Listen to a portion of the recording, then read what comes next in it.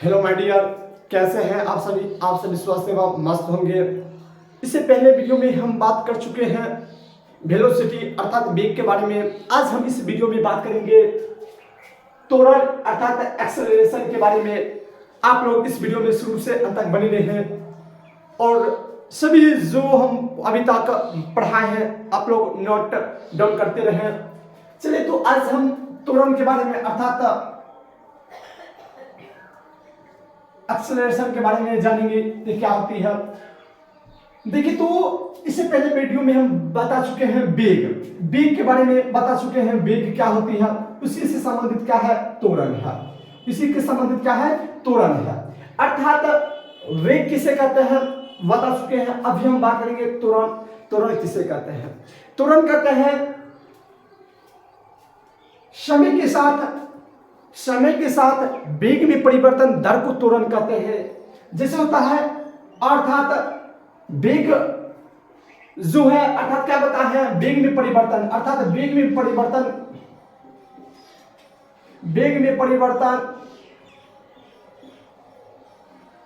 होता क्या हो जाएगा, समय। और क्या बोले हैं, समय के साथ वेग में परिवर्तन दर को त्वरण कहते हैं। अर्थात वेग में परिवर्तन और बढ़ते समय को ही क्या कहेंगे, त्वरण कहते हैं। इस समझ गए होंगे, फिर से समझिए। जब कोई वस्तु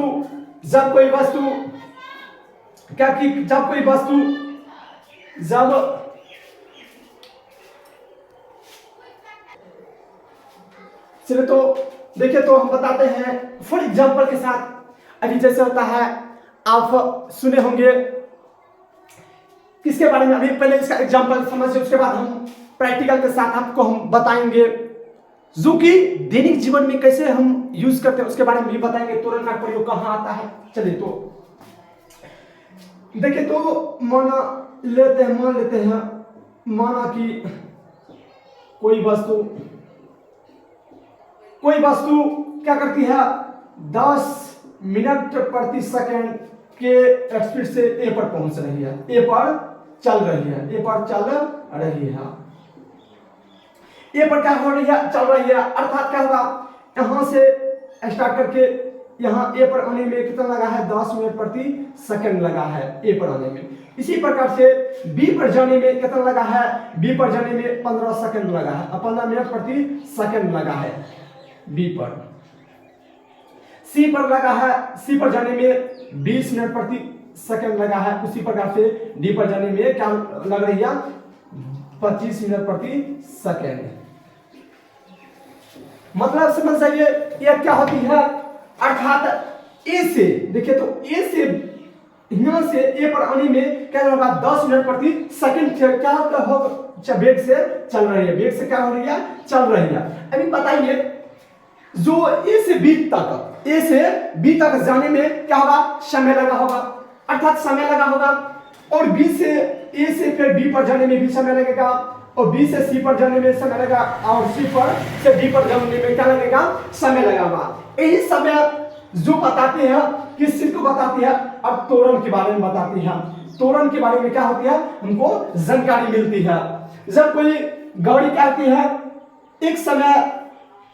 एक समय में जब स्टार्ट करते हैं घर से तो स्पीड से हम चलाते हैं, इसलिए वहां से स्पीड से तो चला ही नहीं सकते हैं। तो क्या करते हैं, वो स्टार्टेड पीरियड यहाँ 0 होगा। अर्थात घर से स्टार्ट किए हैं वो एक बिंदु पर, अर्थात बाजार जाने में तो कितना लगा है, 10 मिनट प्रति सेकंड के स्पीड से वो चल रहे हैं। तो उसी प्रकार से धीरे धीरे क्या होगी, आगे की ओर जा रही है।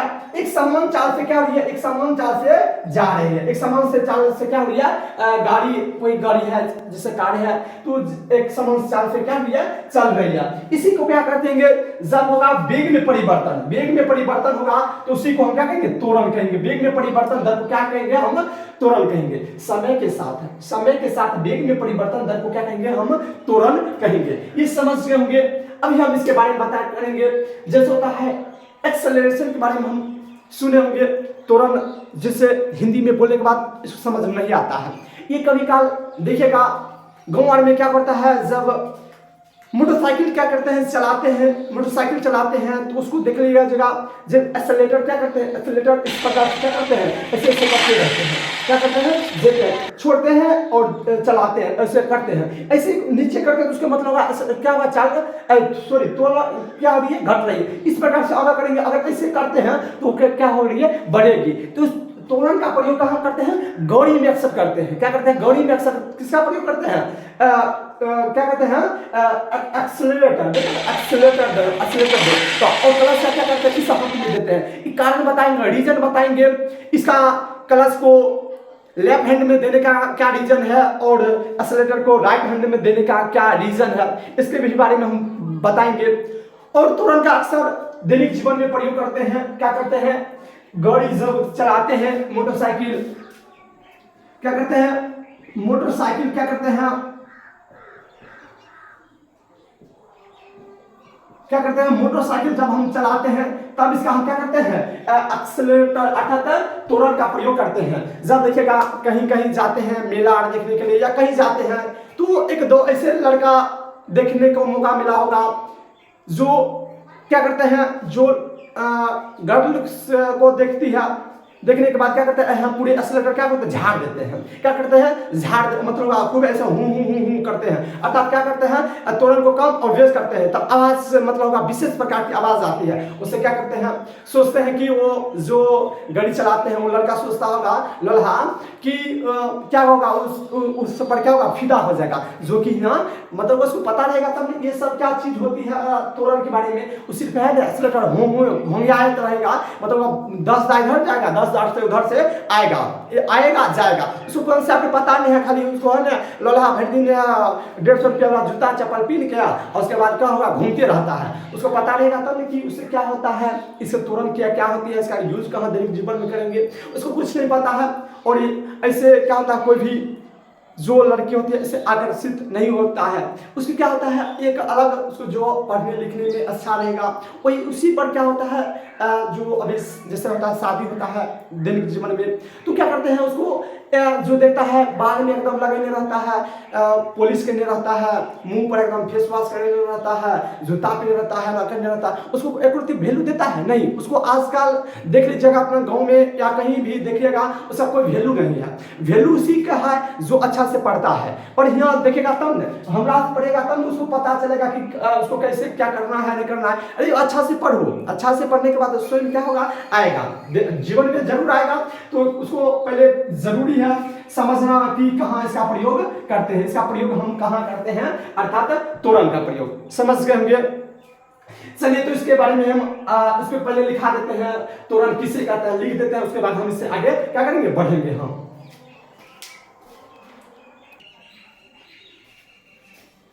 चलिए तो अब हम क्या करते हैं, इसका पहले हम डिफिनेशन लिख दिए हैं। क्या लिखा है, समय के साथ वेग में परिवर्तन दर को क्या कहेंगे, त्वरण कहेंगे। इसमें अभी देखिए त्वरण में परिमाण एवं दिशा रहती है, परिमाण एवं दिशा रहती है। परिमाण एवं दिशा बदल जाने के कारण उसमें त्वरण भी बदल जाएगी। अगर परिमाण और दिशा दोनों में से कोई एक बदल जाए, दोनों में से कोई एक बदल जाए तो क्या होगा, त्वरण भी उसका क्या होगा, तो त्वरण भी बदल जाएगी। इसको हम अब क्या करेंगे, इसको हम एक और त्वरण इस प्रकार से लिखते हैं। देखिए तो त्वरण बराबर क्या हो जाएगा, वेग में परिवर्तन, वेग में परिवर्तन अब क्या हो जाएगा, बटे समय हो जाएगा। वेग में परिवर्तन बटे क्या हो जाएगा, समय। इसी को हम क्या करेंगे, इस प्रकार से लिख देंगे, अंतिम वेग माइनस प्रारंभिक वेग बटे क्या हो जाएगा, कुल जो समय होगा अर्थात समय। इसी को त्वरण को हम एक्सेलरेशन अर्थात क्या करेंगे, एक द्वारा डिनोट करते हैं। त्वरण को हम एक द्वारा क्या करते हैं, डिनोट, अर्थात इसको ए बराबर क्या हो जाएगा, ए बराबर हो जाएगा अंतिम वेग को हम भी और प्रारंभिक वेग को हम u के द्वारा लिखेंगे। अब बता समय को जानते हैं, इसको क्या करेंगे t के द्वारा लिखते हैं। क्या करते हैं t के द्वारा, अर्थात क्या होगा a बराबर हो जाएगा, अच्छा सॉरी a t कर्मा कर्मी क्या करेंगे गुणा करेंगे, a t बराबर क्या हो जाएगा v माइनस u हो जाएगा, v माइनस u हो जाएगा। इसी को हम e माइनस इधर आ जाएगा प्लस में, अर्थात क्या हो जाएगा हम लिख देते हैं v बराबर क्या होगा u plus at, u plus at। ये क्या है गैलीलियो साहब ने गति के समीकरण 4 दिए थे, उसमें से पहला ये दिए थे। और बहुत आदमी कहते हैं गैलीलियो साहब ने क्या कर दिए हैं 4 समीकरण दिए हैं, जो कि पहला ये है। बहुत आदमी क्या करते हैं कहते हैं न्यूटन साहब दिए हैं, जो कि न्यूटन साहब ने गति के संबंधित 3 नियम दिए थे, गति के संबंधित 3 नियम दिए थे। पर ये गैलीलियो साहब ने क्या दिए थे गति के समीकरण दिए थे, गति के समीकरण दिए हैं। अंतर है दोनों में, काफी डिफरेंट है। सब क्या करते हैं कहीं एक ही बता देते हैं, जो कि दोनों में काफी अंतर है। ये सब पावर ऑफ फिजिक्स का यहाँ देन है, तो कोई जान नहीं पाते हैं कि क्या होती है नहीं होती है। चलिए तो अभी देख लीजिएगा, अगर त्वरण ध्यान दीजिएगा, अगर त्वरण ध्यान लिख देते हैं, ऊपर लिख देते हैं, इसका ध्यान दीजिएगा। अगर त्वरण क्या होगा, त्वरण अगर धनात्मक हो तो क्या होगा, त्वरण अगर धनात्मक होगा तो समझ जाएंगे क्या होगा वेग बढ़ता है, वेग क्या होगा बढ़ता है, क्या होगा वेग बढ़ता है। अगर त्वरण क्या होगा, अगर त्वरण ऋणात्मक होगा, अगर त्वरण क्या होगा ऋणात्मक होगा तो हम समझ जाएंगे क्या होगा वेग क्या होगा घट रही है, वेग घटता है। बात समझिए, अंतर है। अभी बताएंगे इसके बारे में, आप समझ गए होंगे। अगर क्या होगा त्वरण अगर धनात्मक है तो वेग क्या होगा बढ़ेगा, अगर क्या होगा त्वरण ऋणात्मक होगा तो क्या होगा वेग क्या होगा घटेगा, क्या होगा वेग क्या करेगा घटेगा। तो क्या होती है समझ गए। अब हम जानेंगे अगर त्वरण क्या होगा, त्वरण अगर वेग की दिशा में है, अगर त्वरण वेग की दिशा में हो तो क्या होगा धनात्मक होगा। क्या होगा अगर त्वरण वेग की दिशा में होगा क्या होगा धनात्मक होगा। अगर त्वरण क्या होगा, त्वरण क्या होगा वेग के विपरीत दिशा में, वेग के क्या होगा विपरीत, वेग के विपरीत दिशा में होगा क्या होगा ऋणात्मक होगा। अब इस कंडीशन में कहां होता है ऋणात्मक, भाई कहां होता है। अभी जैसे होता है कहीं अभी जाते हैं गाड़ी के माध्यम से तो ट्रैफिक में फंस जाते हैं, क्या होते हैं ट्रैफिक में फंस जाते हैं, तो उस स्थिति में क्या होती है उसका त्वरण होता है अलग हो जाए, मतलब त्वरण क्या होगा ऋणात्मक चल जाएगी, जिस वेग से चल रही है उस वेग में अब नहीं चल रही है। अभी जैसे होता गाड़ी आ जाएगा तो गाड़ी के फन्याक तो नहीं ले चल जाइएगा, आप गाड़ी नहीं जाइएगा, क्या गाड़ी में भी उतना क्षमता नहीं है कि उसको सबके मतलब उसके सड़क के ऊपर से क्या होगा लेके चल जाइएगा। ये क्या होगा रोकना पड़ेगा, अर्थात रोकना पड़ेगा। उसमें वेग में क्या होती है, वेग में क्या होगा घट रही है, अर्थात घट रही है तो समझ जाएंगे उसका त्वरण क्या होगा, त्वरण ऋणात्मक होगा, त्वरण क्या होगा ऋणात्मक होगा, त्वरण क्या होगा ऋणात्मक होगा, अर्थात समझ जाएंगे ऋणात्मक। अगर त्वरण अगर धनात्मक है उसको क्या कहेंगे त्वरण कहेंगे, क्या कहेंगे त्वरण कहेंगे। अगर ऋणात्मक त्वरण हो रही है, ऋणात्मक त्वरण को क्या कहते हैं मंदन कहते हैं, क्या कहते हैं मंदन। ऋणात्मक त्वरण को क्या कहेंगे हम मंदन कहते हैं। ये अक्सर क्या होता है, ये अक्सर प्रयोग होता है जब क्या होता है, जब अभी बताते हैं प्रारंभिक वेग देख लीजिएगा। अभी जैसे होता है कोई भी गाड़ी जैसे होता है 40 किलोमीटर प्रति सेकंड के स्पीड से चल रही है, तो कुछ दूर के बाद है 20 किलोमीटर प्रति सेकंड हो गई है, अर्थात प्रारंभिक 40 मिनट प्रति सेकंड है, अंतिम क्या है 20 मिनट प्रति सेकंड, अर्थात अंतिम वेग में से प्रारंभिक क्या करेंगे घटा देंगे, अंतिम वेग में से प्रारंभिक वेग को क्या करेंगे घटा देंगे। अंतिम वेग कितना है 20 मिनट प्रति सेकंड, और उसके बाद होगा क्या है उसके बाद क्या है अंतिम प्रारंभिक कितना है 40 मिनट प्रति सेकंड, अर्थात क्या होगा माइनस 20 मिनट प्रति सेकंड हो गया, माइनस 20 प्रति सेकंड। यही तो क्या होगा मंदन है, यही तो क्या है मंदन है। बात को समझ गए। ये सब अक्सर होता है ट्रैफिक जब होता है वहां इसका प्रयोग होता है, बात को समझ गए होंगे। और वो मतलब आप बताएंगे प्रैक्टिकल के साथ, आपको हम करके बता देंगे कि कैसे होता है। ये समझ गए होंगे ऋणात्मक त्वरण को क्या कहेंगे मंदन कहेंगे। चलिए तो अब हम क्या करेंगे इसको थोड़ा क्या करते हैं बता देते हैं मिटा के, और उसके बाद और समझ जाइए तो फिर इसका एसआई यूनिट लिख लीजिएगा। ऋणात्मक त्वरण को मंदन कहते हैं। जब उसका त्वरण होता है, जब त्वरण बी के विपरीत दिशा में होता है तब ऋणात्मक होगा। अगर ऋणात्मक होगा तो हम उस स्थिति में समझेंगे मंदन हो रही है। ऋणात्मक नहीं बोले तो उसको क्या कहेंगे, मंदन को बोलेंगे। अब सर कहिएगा कि सर का पॉजिटिव रहता है तो उसको पॉजिटिव रहता है उसको त्वरण ही नाम देते हैं। पॉजिटिव रहता है उसको क्या कहता है, त्वरण नाम देते हैं। अगर ऋणात्मक पहुंचेगा तो उसको हम कह देंगे ऋणात्मक त्वरण है, नहीं हम मंदन कह देंगे। अभी जैसे होता है मंदन कहने का है धीरे धीरे कम कर रहा है, बहुत कितना मंदा कम कर रहा है ना, नहीं कर रहा है, मंदा कम चल रहा है। सुने होंगे कि मंदा कम चल रहा है, अभी उतना ज्यादा चल रहा है। जिस चल रहा था पहले उस स्पीड से अभी नहीं चल रही है, अर्थात मंदा कम चल रही है। सुने होंगे कभी मंदा कम चल रहा है, उसी ऋणात्मक मतलब कम चल रही है तो उसको मतलब समझ जाएंगे पहलुआ से जो पहले चल रहा था उससे क्या हुआ, विपरीत चल रहा है, अर्थात कम चल रहा है तो हम समझ जाएंगे मंदन। क्या समझ जाएंगे, मंदन है। अर्थात क्या हो, कम में मंदन हो रही है या कोई भी गौड़ी में मंदन है। पहले हो बहुत भाड़ा कमा रहे थे गौड़ी से, आजकल बहुत कम कमा होता है, इस समय समझ जाएंगे उसको मंदन हो रहा है। ऊपर निशान में जान जाइएगा, ये सब है पावर ऑफ फिजिक्स का ये सब क्या है, देन है। पर अक्सर इसका प्रयोग कोई करता नहीं है। सब घर में इसका क्या कहें, कुछ नहीं बोल सकते हैं हम। और आप जहां भी पढ़े होंगे थोड़ा तुलना कीजिएगा कि कहाँ कितना पढ़ाई होता है, नहीं पढ़ाई होता है, इसके बारे में आप जरूर थोड़ा नोट कीजिएगा। अब देखिएगा इसमें क्या होता है, अब हम जानेंगे त्वरण क्या होगा, परिमाण एवं दिशा होती है। अभी देखिए त्वरण में क्या होती है, परिमाण एवं दिशा होती है। हम समझ जाएंगे परिमाण एवं दिशा होती है तो यह क्या हो जाएगी, सदिश राशि है। यह क्या है, सदिश अर्थात वेक्टर क्वांटिटी। और क्या है, सदिश राशि है, सदिश राशि है। क्या होगा, त्वरण एक सदिश राशि है और इसको हम क्या करते हैं, एक द्वारा डिनोट करते हैं। त्वरण को क्या करेंगे, एक द्वारा हम डिनोट करते हैं। और इसके बारे में समझ जाइए, जो इसका एसआई मात्रक होती है। अब इसका एसआई मात्रक क्या होगी, इसका एसआई मात्रक होगा, अभी देख लीजिए। इसको मिटा देते हैं। पहला समीकरण है, आप लोग क्या कीजिएगा, इसको जरूर नोट कर लीजिएगा। पहला समीकरण है कि गैलीलियो साहब ने दिए थे। कौन दिए थे, गैलीलियो साहब ने दिए थे। कितना, गति के समीकरण के 4 नियम दिए थे, 4 फॉर्मूला दिए थे, जो कि पहला फॉर्मूला ये है, काफी इंपॉर्टेंट है। अभी हम इस पर क्या करेंगे, 2-3 सवाल भी बता देंगे। चलिए इसको क्या करते हैं, मिटाते हैं।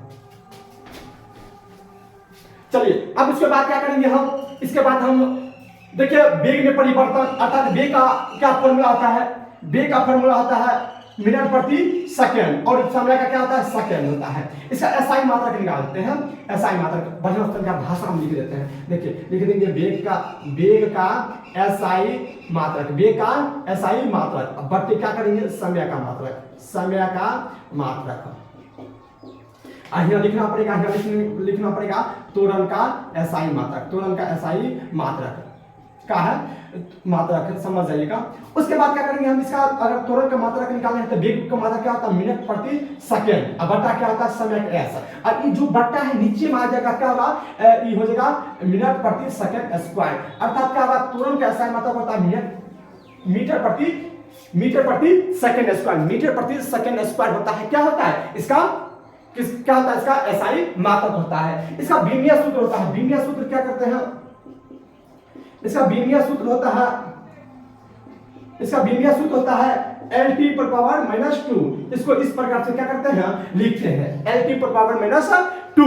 इसका क्या होता है, बीमीय सूत्र होता है। बीमीय सूत्र के बारे में वैसे अभी 9th क्लास में नहीं है, जिक्र नहीं किया गया है, 11th क्लास में है। तो क्या कीजिएगा, अभी पढ़ा रहे हैं, जो हम पढ़ा रहे हैं उसी को क्या कीजिएगा, ध्यान कर। अभी से सूत्र जब जैसे कोई भी एग्जाम होता है जो थोड़ा कोई ऐसा होता है जो मेघार बलान से हाई लेवल होता है ना, जो क्या कहें टेस्ट परीक्षा के माध्यम से ले जाया जाता है, उसमें ये सब है ना, पूछ दिया जाता है कि जैसे होता है गांव भर में परीक्षा लेते हैं, जैसे होता है कोई कोचिंग संस्थान अपना परीक्षा लेते हैं तो उसमें क्या होता है, ऐसा सवाल दे देते हैं। तो अब वहाँ थोड़ी देखते हैं कि पढ़ाए हैं कि नहीं पढ़ाए हैं, सर क्या पढ़ाए नहीं पढ़ाए, थोड़ी वो गए हैं देखने के लिए, तो क्या करते हैं, दे देते हैं। तो बहुत बच्चा से क्या होता है, नहीं बन पाता है, कारण है सर नहीं बताए हैं। तो इसलिए क्या होगा, हम क्या करते हैं, शुरू से ही बताते जाते हैं। इसके बाद हम जितना होगा सब हम क्या करेंगे, बताते जाएंगे। इसको क्या कीजिएगा, हम क्लीन करते हैं। उसके बाद होता है तुरंत 2 प्रकार के होते हैं। पहला हम बता दिए थे एक समान त्वरण, दूसरा है असमान त्वरण। अभी हम एक समान त्वरण कहाँ प्रयोग करता है और असमान त्वरण का प्रयोग कहाँ होता है, इसके बारे में हम क्या करेंगे बताएंगे, तब इसको मिटाते हैं।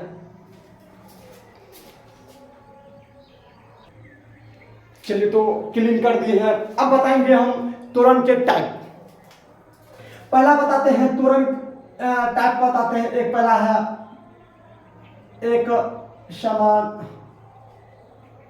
एक समान त्वरण, दूसरा आ जाएगा असमान, दूसरा क्या आ जाएगा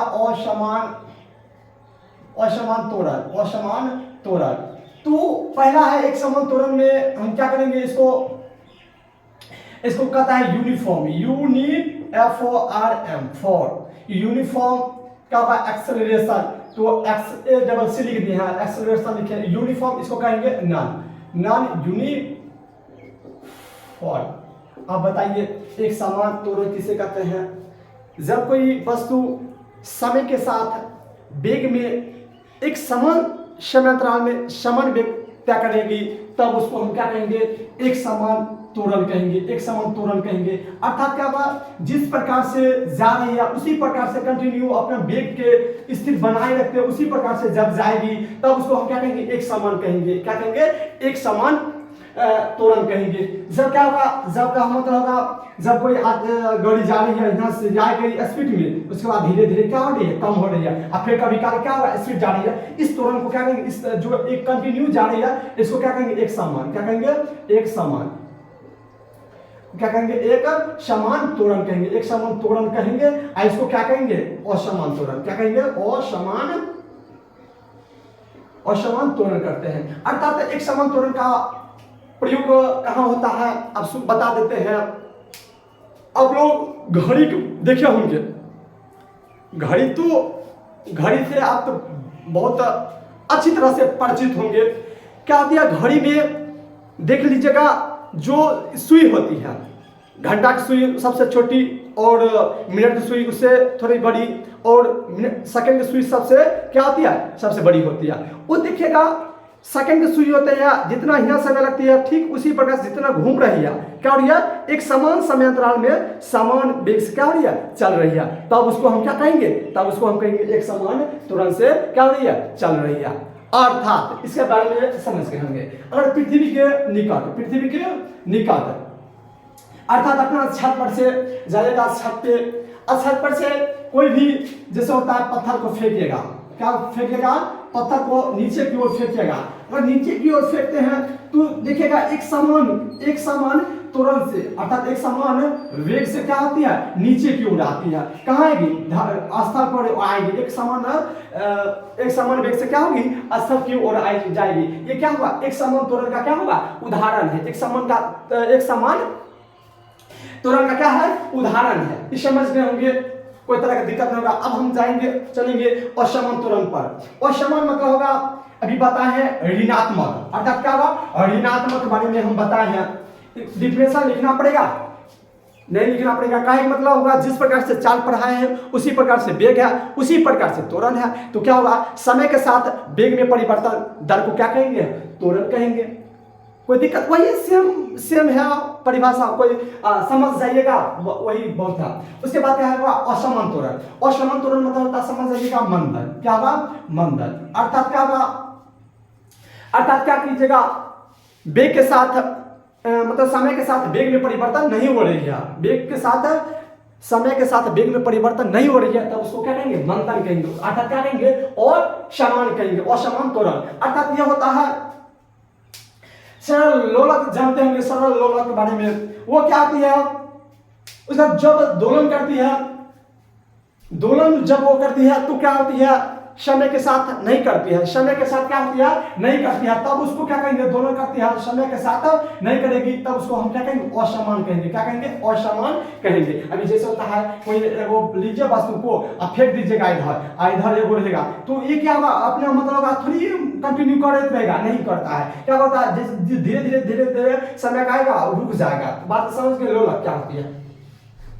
और उसके बाद मंदन जानते हैं, और पूछ देता है परीक्षा में, और किसी से पूछिएगा, किसी से आप पूछ लीजिएगा कि मंदन का एसआई मात्रक क्या होता है, मंदन का एसआई मात्रक क्या होता है। कोई अगर बच्चा नहीं बताए, कोई भी बच्चा नहीं बताएगा, बहुत हम कहते हैं ऐसा जो एक बहुत जो कम जानकार होगा वो भी मतलब उतना नहीं बताएगा मंदन का एसआई मात्रा क्या होता है। मंदन का एसआई मात्रा क्या होता है, मिनट प्रति सेकंड स्क्वायर होता है, अर्थात क्या होगा मीटर प्रति सेकंड स्क्वायर होता है, सॉरी मीटर प्रति सेकंड स्क्वायर होता है। और इसी को हम क्या लिख सकते हैं, इस प्रकार से लिखते हैं मीटर, इस प्रकार से हम क्या लिख सकते हैं, इसका ऐसा मतलब मंदन भी एक क्या है, मंदन क्या पूछ दीजिएगा मंदन क्या है तो वो नहीं बताएगा, आप जान जाइए क्या कीजिएगा, पूछना नहीं है, सदिश राशि है। मंदन क्या एक सदिश राशि है, मंदन भी क्या एक सदिश राशि है, अर्थात क्या है त्वरण का एक भाग है, त्वरण का ही एक भाग है।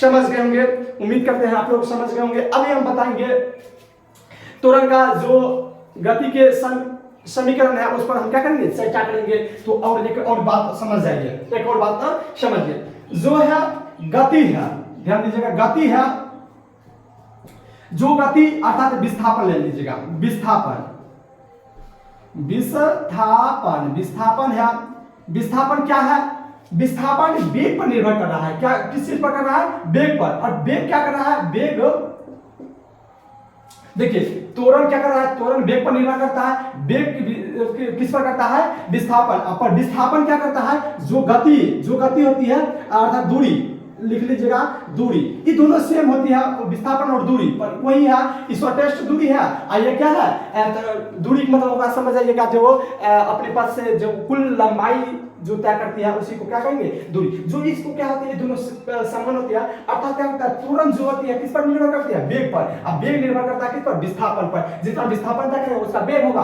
और जितना वेग विस्थापन जो जितना वेग तय करेगी उतना उसका क्या होगा, त्वरण होगा। अर्थात एक दूसरे पर क्या करते हैं, निर्भर करते हैं। बात समझे, ये नहीं कि विस्थापन वेग पर निर्भर करेगा, ऐसा बात नहीं होगा। अभी जैसे होता है, अभी आप छोड़ दीजिए, उदाहरण बहुत नहीं बताएंगे, चलिए इसको क्या करते हैं, हम इसको मिटाते हैं, उसके बाद हम बात करेंगे समीकरण।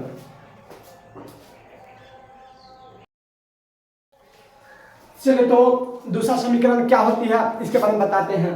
तो आप हम बता दिए थे पहला समीकरण क्या है, पहला समीकरण हम निकाल दिए थे, क्या था, v बराबर होता है u प्लस एटी, पहला है, गैलीलियो के द्वारा दिया गया है। ये पहला समीकरण हम निकाल दिए थे।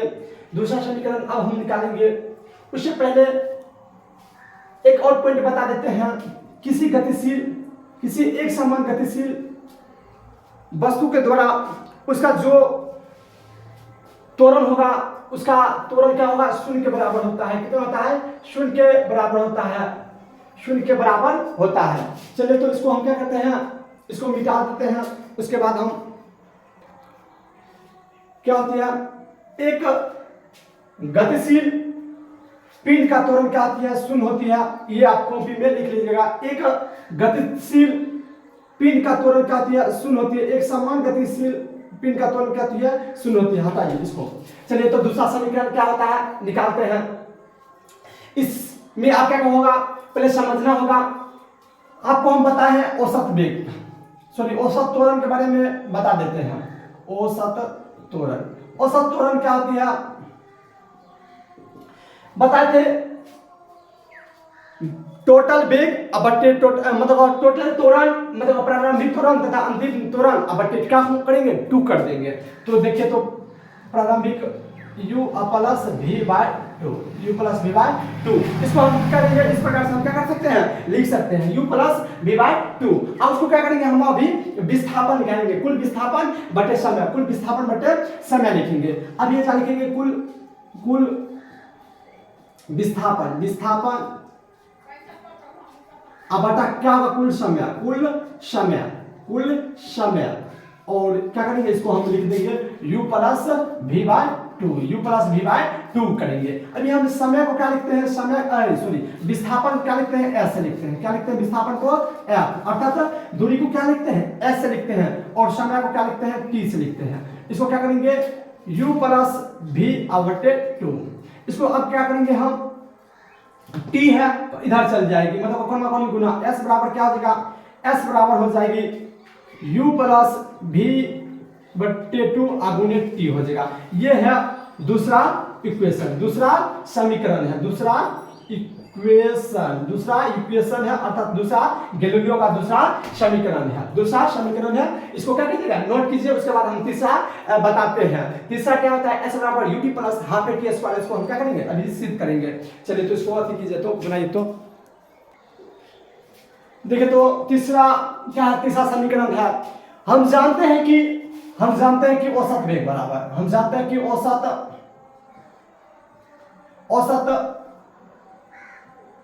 वेग तो क्या होती है, ये होती है u v अब y क्या होता है, t होती है कि नहीं, होती है। उसके बाद हम क्या करते हैं, टोटल विस्थापन को हम ऐसे लिखेंगे, टोटल विस्थापन s अब बटे क्या होगा, समय t।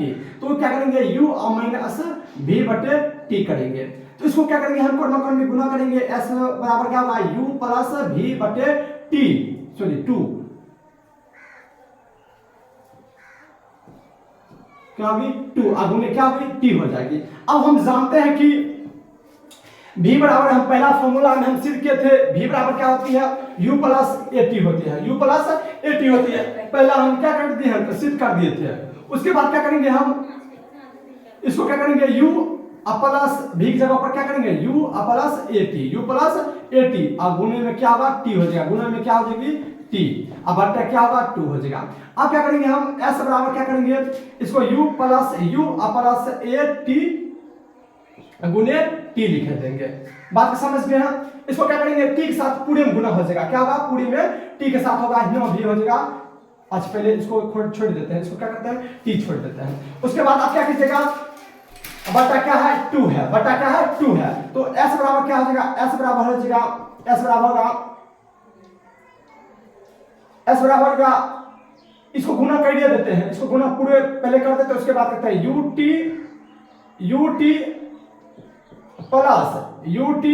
प्लस at स्क्वायर बटे क्या हो जाएगा, 2 हो जाएगा। ये होगा कि नहीं होगा। तो s बराबर क्या होगा, फिर से हो जाएगा ut प्लस ut बराबर होगा 2ut प्लस क्या होगा, at स्क्वायर बटा क्या हो जाएगा, 2 हो जाएगा। इसको हम यहाँ लिखते हैं, क्या करते हैं, यहाँ। उसके बाद क्या होगा, s बराबर क्या होगा, फिर s बराबर होगा 2ut प्लस क्या हो जाएगा, at स्क्वायर बटे क्या हो जाएगा, 2।